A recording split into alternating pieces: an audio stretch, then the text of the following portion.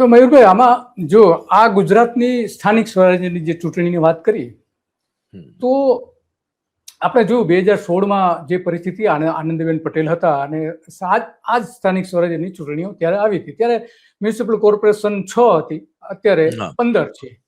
તો આટલો એક ડિફરન્સ છે, બાકી બધું ઓલમોસ્ટ સેમ છે. તો ત્યારે પણ ભારતીય જનતા પાર્ટીએ આ 6 મ્યુનિસિપલ કોર્પોરેશનમાં વિજય મેળવ્યો હતો, નો ડાઉટ, મોટા શહેરોમાં. બાકીમાં જે એમાં મોટા ભાગે પરાજય થયો હતો, એટલે કે બેઠકો બહુ ઓછી મળી હતી ભારતીય જનતા પાર્ટીની. લગભગ એવું જ અત્યારે જોવાઈ રહ્યું છે 10 વર્ષ પછી. તો આ એક સામ્યતા મને 10 વર્ષમાં દેખાઈ રહી છે. એ સમયે જે બધું જે થયું હતું, તો એ સમયે મત ડિલીટ કરવાની પણ બીજી ઘટના હતી. આનંદીબેનના સમયમાં સ્થાનિક સ્વરાજ્ય અમદાવાદમાં આપણે જાણીએ છીએ, અમદાવાદમાં પણ લગભગ 1,25,000 મત રાતોરાત મતદાર યાદીમાંથી હટાવી દેવાયા હતા.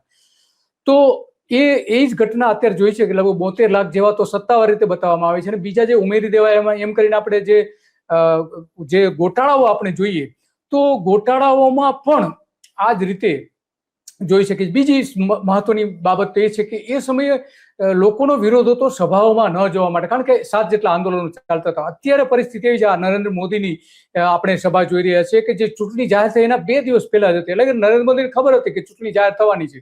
એ 2 દિવસ પહેલાના ડીસા, થરાદ જે નવો જિલ્લો બનેલો છે ત્યાં આ સભા હતી. તો